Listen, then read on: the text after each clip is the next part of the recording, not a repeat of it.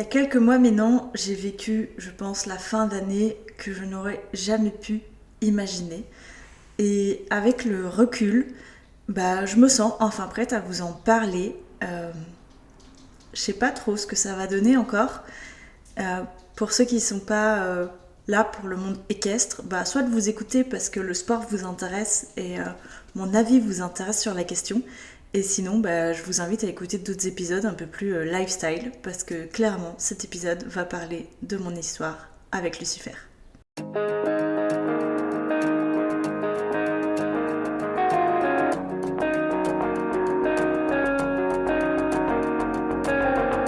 Hello la team Tailou, j'espère que vous allez bien. On se retrouve aujourd'hui dans un nouvel épisode de podcast, un petit peu particulier, mais encore une fois pour vous conscientiser et vous raconter notre histoire. Enfin, pas du tout. Milieu 2024, nous avons eu un gros problème avec Lucifer et pour tout vous dire, j'ai cru que tout ce que je mettais en lui, tous les espoirs que je mettais en lui depuis des années étaient clairement terminés. Je vais vous remettre dans le contexte, on a changé d'écurie plusieurs fois au cours de l'année 2023-2024 et je vais dire globalement tout se passait bien dans cette nouvelle écurie, j'ai franchement pas grand chose à dire sur eux, donc merci à eux de m'avoir accompagné tout au long de cette aventure, de cette petite année chez eux. Alors tout le début de l'aventure chez eux s'est super bien passé et puis j'ai découvert la nouvelle discipline qui est le trek. Alors clairement je sais pas vous, mais moi je connaissais pas du tout et je trouve cette discipline super chouette en fait. Donc je me suis dit go, en plus du CSO, donc de l'obstacle, pour ceux qui font pas de concours, je me suis mise au trek. Voilà, c'est une écurie parfaite pour ça et clairement...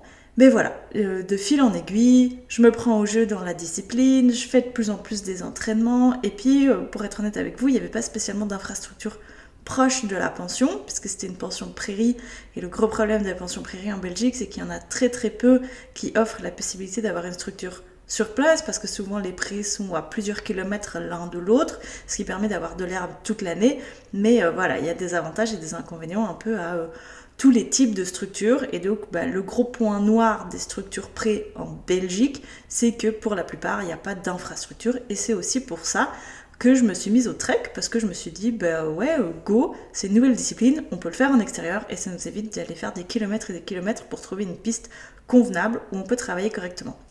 L'optique est de toujours sortir en concours. Pendant l'année 2023, clairement, on n'a pas fait de concours parce qu'il y a eu l'accident de Tarzan. Et puis, il y a eu de fil en aiguille plein de choses.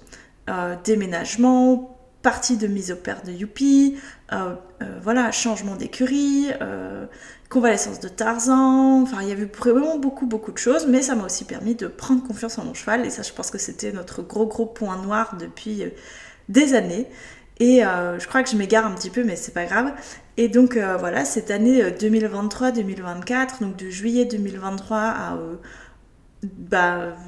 jusqu'à décembre 2024, vraiment cette année et demie nous a permis de prendre confiance en nous, de créer un binôme, etc.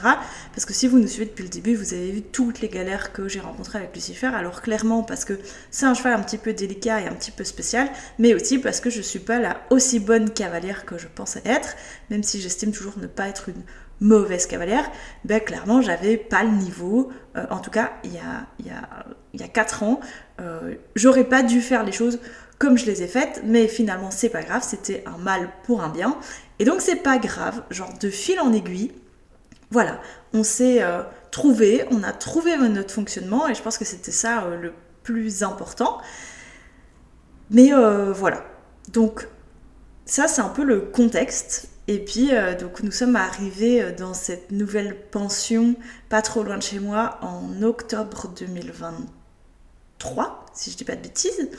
Et tout se passe bien. Donc je découvre le trek, ça plaît super bien à Lucifer. En attendant, je remets aussi Orychas sur pied, qui avait perdu du poids suite au déménagement, un peu d'anxiété de groupe, etc. Donc ça fait beaucoup de choses à gérer. Et je me rends compte que j'arrive plus à gérer, moi, autant de chevaux près de moi, une convalescence, etc. Parce que, oui, Orychas, c'était finalement une convalescence, parce que les avis veto était catégorique. Si je voulais sauver mon cheval, il fallait que je le remette au travail. Sauf que je n'avais clairement pas le temps entre les entraînements CSO, les entraînements trek, la rééducation de Tarzan qui a pris 1 an pour voir si on était toujours ok, si l'opération avait fonctionné, etc. Et en plus de ça, on me dit que je dois remettre mon cheval de 25 ans au travail pour sa santé mentale. C'était compliqué, parce qu'il ne faut pas oublier que je fais en 38 heures sur le côté, et donc voilà, clairement c'était pas facile, pas faisable, mais on y est arrivé. Et à 2 semaines de notre première échéance concours CSO et à 3 semaines, 4 semaines de l'échéance concours de notre tout premier trek, Lucifer se blesse. Alors, je ne l'ai pas senti comme une blessure au début, c'était un peu un coup dur, donc je pars en entraînement classique comme d'habitude, mais savoir que la météo, elle a fait up, elle a fait down et tout, et donc les terrains n'étaient pas géniaux, et je suis partie de cette team qui je ne faire que en cas de problème orthopédique, de pied, etc. J'ai pas envie de juste, entre guillemets, coller une paire de fers à mon cheval si c'est pas nécessaire. On fait pas de cross, on va pas sur des terrains dangereux, humides, etc. Et donc, bref, mon cheval est pieds nus. C'est un choix stratégique, économique aussi, on va pas se mentir, parce que ça revient beaucoup moins cher. Mais voilà, en gros, ses pieds conviennent à ça. Il a toujours été pieds nus, donc il n'y a pas de problème à ce qu'il soit pieds nus. Bref, je pars sur cet entraînement et c'est vrai que les derniers jours, il avait fort plu. Et je me dis, je vais aller faire un tour que j'ai jamais fait pour avoir plus de dénivelé et plus, qui s'asseye, qui se relève, qu'on contracte les abdos, etc. Vraiment un entraînement type trek, mais aussi très bon musculairement pour le CSO parce que ça lui permet de se rassembler, etc. Je sais pas si c'est ça, avec le recul, je me dis que c'est probablement cette balade qui a fait ce trotting qui a fait que on est rentré dans cette spirale infernale. Mais je fais cette balade. Bref, tout se passe bien, mon cheval est extra, je peux descendre quand j'ai besoin, remonter quand j'ai besoin, il y a plus... Tous nos problèmes de vis sont passés. Et la balade d'après, je crois c'était 3 jours plus tard, un truc comme ça, 2 ou 3 jours plus tard, je sens mon cheval, alors je vais pas dire boiteux, mais pas comme d'habitude. Il n'était pas à 100%, vous voyez. Alors, si vous faites du sport, vous savez quand vous n'êtes pas à 100%, nous quand on est cavalier, si vous montez régulièrement et le même cheval, vous sentez quand votre compagnon de vie n'est pas à 100%. Alors premier réflexe, je téléphone à ma coach et je dis écoute, j'ai ça qui se passe, est-ce qu'on peut appeler le veto? Elle me dit non, pour moi c'est pas nécessaire, ils ont fait un peu les bêtes au pré, il s'est peut-être un petit peu fait mal, et puis comme il a beaucoup plu et que maintenant il fait très sec, les cailloux ressortent dans les sols, c'est peut-être juste ça. Elle me dit laisse comme ça, on voit dans 3 jours.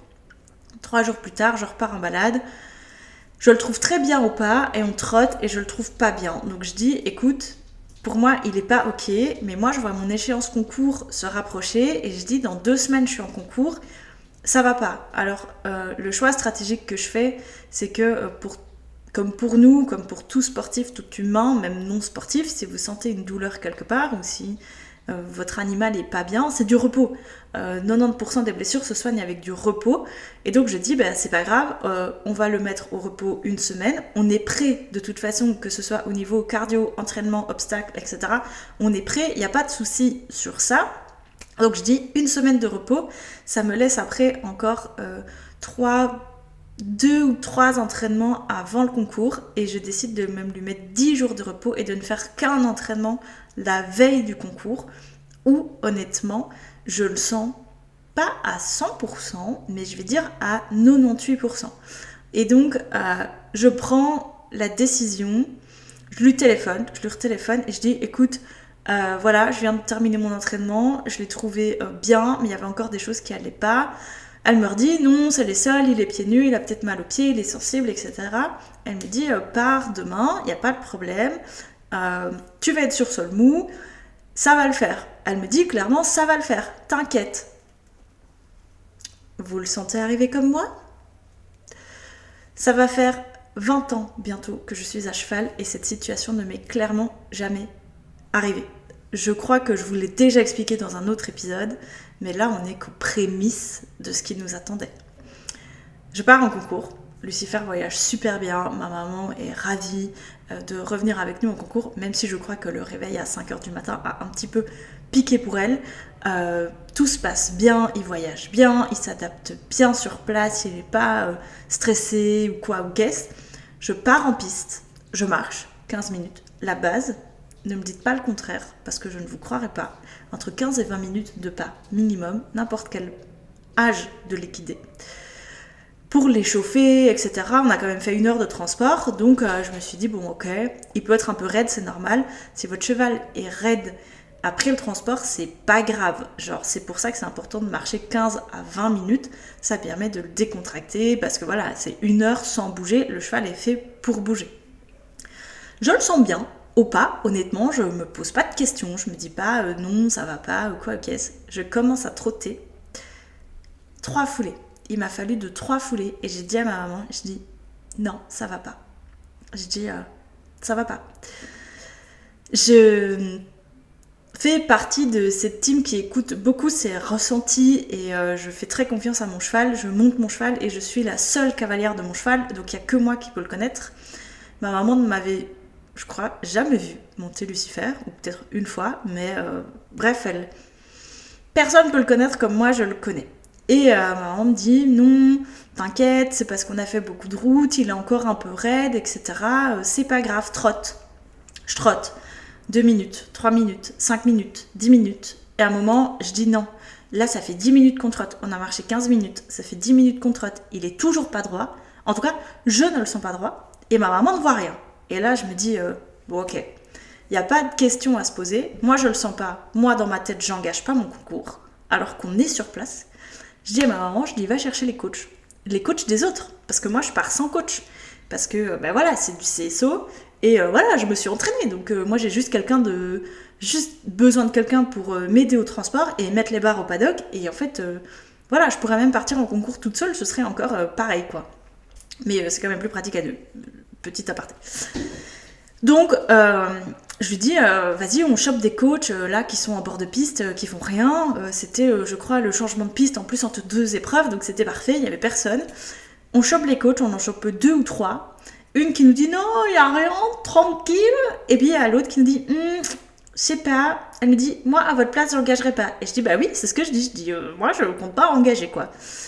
Et bref, on décide finalement de pas engager et de retourner à la maison parce que moi je sens pas mon cheval et j'ai pas fait 1 an de travail moins sportif pour régler les problèmes, pour aller le planter sur un concours où juste il est pas à 100%. Donc on rentre à la maison clairement déçu parce que clairement ça fait 10 ans maintenant que je fais du concours et en 10 ans, j'ai toujours eu au moins l'audace de rentrer en piste et de me faire éliminer au moins sur le 1, quoi. Genre, ça c'est le pire scénario que j'ai eu. Sur tous les autres concours, j'ai jamais... C'est soit que je me faisais éliminer, soit que j'étais classée, mais il n'y avait jamais de concours à 4 points. Genre, mes chevaux n'ont jamais fait de barre, et tant mieux pour moi. Mais enfin bref, donc clairement grosse somme, mais aussi très très inquiète, parce que je me dis, bah ok, mon ressenti que j'ai depuis quelques jours c'est pas bon. Clairement, c'est pas bon, on va pas se mentir. C'est dimanche, donc je le remets au prix, on fait les soins, je mets de l'argile, je me dis l'argile ça va peut-être drainer, il y a peut-être quelque chose de bloqué, etc. Je le remets au prix et le lendemain, le veto vient. Le premier veto, je vous pose ça là, comme ça, le premier veto vient et me dit, donc j'explique l'histoire, on fait les tests de flexion, de machin, de trucs, et il me dit, c'est ligament. Bah ok, ligament, bon bah... Ça arrive, on a peut-être trop forcé, il a peut-être trop glissé, on a trop tiré, ça peut arriver, je me suis déjà pété des ligaments aussi, c'est pas grave, c'est pas bien traité, c'est pas une blessure grave.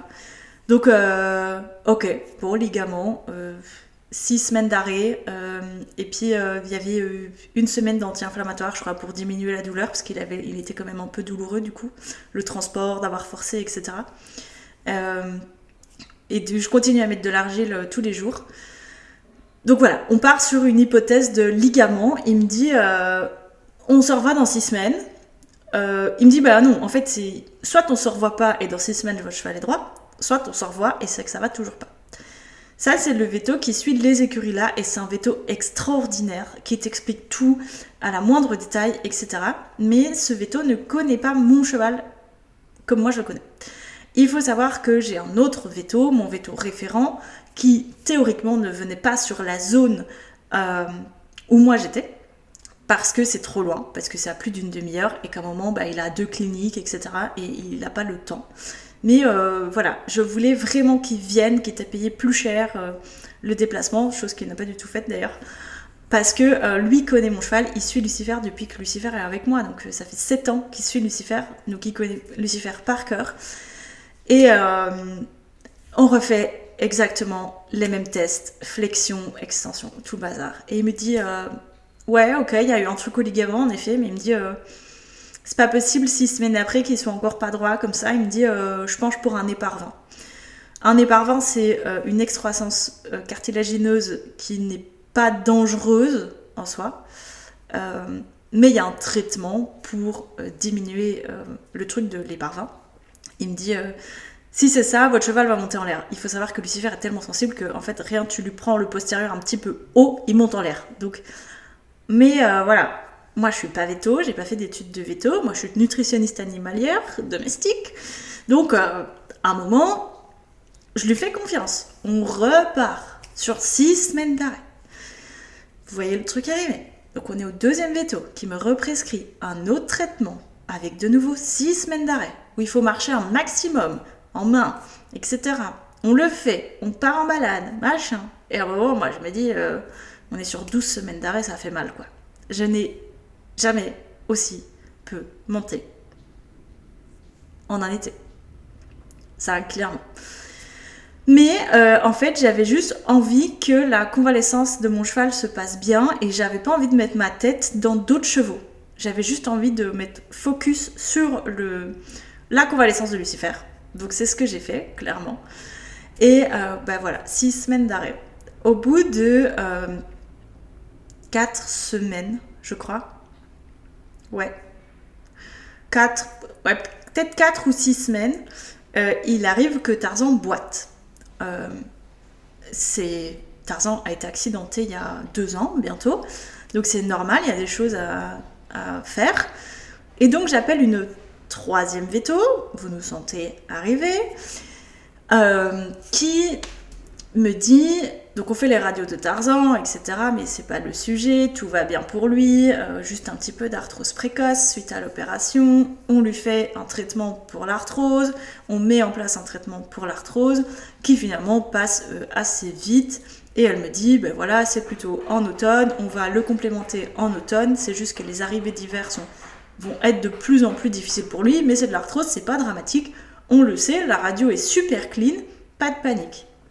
Et donc du coup, vu que le 2e veto m'avait dit « Non mais c'est éparvin », je dis « Tu viens pour faire des radios ?» Je dis « On va faire des radios à tout le monde, comme ça, on n'en parle plus. » On refait les tests de flexion, on refait les tests d'allure, etc. Et elle me dit « C'est pas ça, c'est pas l'éparvin. » Elle me dit « On fait pas de radio, ça sert à rien. » Ok. Et elle me dit pour moi c'est la rotule. Ça arrive que le muscle interne de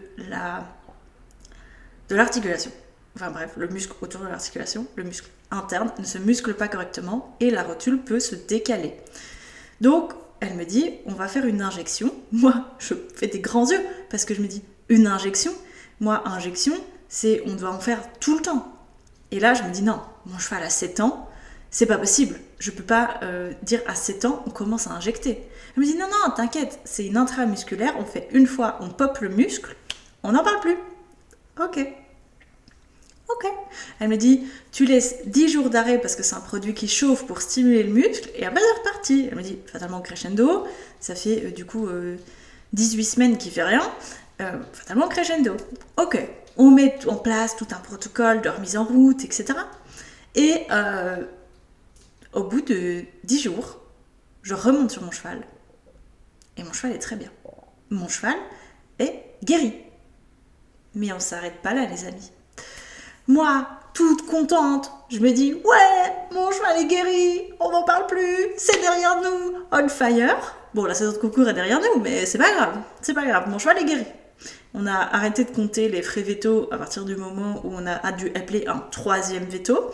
Mais mon cheval est guéri, c'est tout ce qui compte. Et si seulement ça s'était arrêté là. Alors là, franchement, l'histoire aurait été terminée. Merci, au revoir, on serait reparti en concours, bumble up.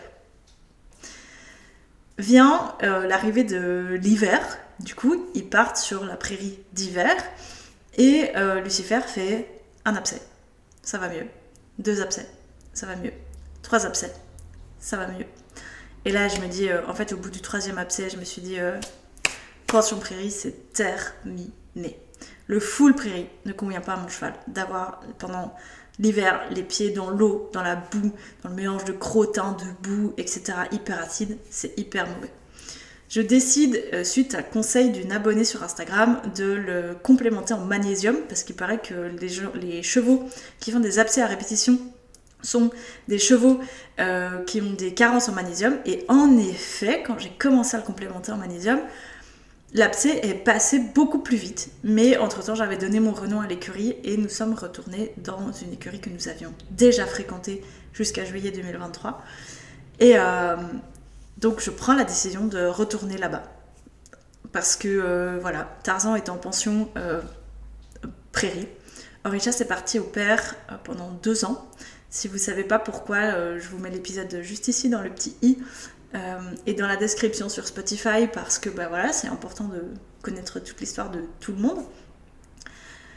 Et Lucifer fait donc du pré-box. Alors avec le recul, je me dis que c'est la meilleure décision parce que je lui offre la vie le plus proche du cheval mais aussi le plus proche de mes objectifs. L'un dans l'autre, je me dis, ok, la solution est trouvée, l'abcès est soigné, on retourne dans la pension, donc je prends la décision de le remettre à l'arrêt jusque janvier, donc de tout décembre en fait, il était à l'arrêt et jusque janvier. Je dis, c'est pas grave, on va reprendre le protocole en janvier, et on y va. 2 janvier, le 2 janvier, on arrive le 1er janvier dans la pension, le 2 janvier, je le longe, il boite. Décomposé, ma pote décomposé pour moi. Et là, je me dis, c'est pas possible, c'est un cauchemar. J'ai que des diagnostics différents et aucun n'est bon finalement, puisque il boite toujours. On remet le contexte. Il a commencé à boiter en juillet.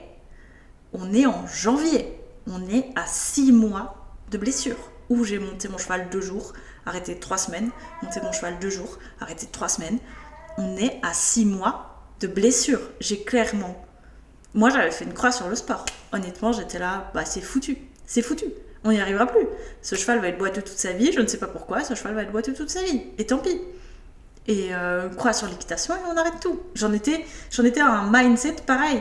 Genre, il y avait même plus de mindset en fait. C'était foutu. Dans ma tête, c'était foutu. Janvier, c'est aussi le mois des vaccins. Donc je rappelle la veto qui avait pour moi le protocole le plus juste finalement. Donc la dernière veto. Et je dis, écoute, je veux des radios, merde. On va le radiographer de tous les côtés, je m'en fous, mais on va trouver une putain de solution à cette boiterie. Si maintenant il faut arrêter le sport, il faut au moins que mon cheval ait une vie de cheval. Elle vient. Et on fait test d'allure, etc. Boiterie par intermittence, mais plus aussi marquée. Elle me dit, mais oui, mais le fait, c'est que l'injection, ça fonctionne ou ça fonctionne pas, ça ne peut pas fonctionner et puis ne plus fonctionner. Et bien, je dis oui. Je dis, ok, je sais. Je dis, pourquoi il boite alors? Je dis, si l'injection a fonctionné et qu'elle n'est pas censée ne plus fonctionner, je dis, pourquoi il boite? Elle savait pas me répondre. 1 radio, 2 radios, 3 radios, 5 radios, 6 radios, 8 radios. On fait des radios de tous les côtés. Et au final, après cette journée de radio, elle me dit, les radios sont nickel. Elle me dit, on peut peut-être juste aider avec une ferrure orthopédique. Et là, on se regarde avec ma pote, genre, on est là, Lucifer, une ferrure, on pleure. Il y a le truc où Lucifer est très très sensible, et ferré, ça va être un enfer. Je lui dis, oui, en gros, je suis frustrée parce que je suis là, je vais me dépenser 500 € et t'as pas de protocole à me donner. Tu me dis juste, oui, on va mettre 20 jours sous anti-inflammatoire. Ne faites jamais ça, hein. Clairement ne faites jamais ça. 20 jours sous anti-inflammatoire, même le plus grand sportif du monde ne prend pas 20 jours d'anti-inflammatoire, c'est beaucoup trop. Et puis ce serait bien de prévoir donc cette ferrure orthopédique pour l'aider. Et c'est pas logique. On me la laisse partir, bien évidemment. Et j'en parle avec ma pote et je dis qui, soit dit en passant, fait des études de véto, donc a une analyse aussi profonde, quoi. Et elle dit bah non, enfin son raisonnement est pas bon. Donc elle dit arrêt complet, juste travail à pied, etc. On est reparti pour un 7e mois d'arrêt de travail à pied. Plein le cul, en fait, donc à un moment, je dis moi je vais mettre mon cul sur mon cheval, je suis pas très lourde, je suis pas très grande, il a une bonne taille pour moi, je suis clairement pas trop lourde pour lui. Et je dis je vais au moins faire des balades au pas. Au moins ça va le muscler. Ça, parce que là en fait le problème qu'il y a c'est qu'on le démuscle. Et plus on le démuscle, plus il devient fragile. Et donc on était dans un cercle vicieux, clairement. Donc voilà. Et puis finalement,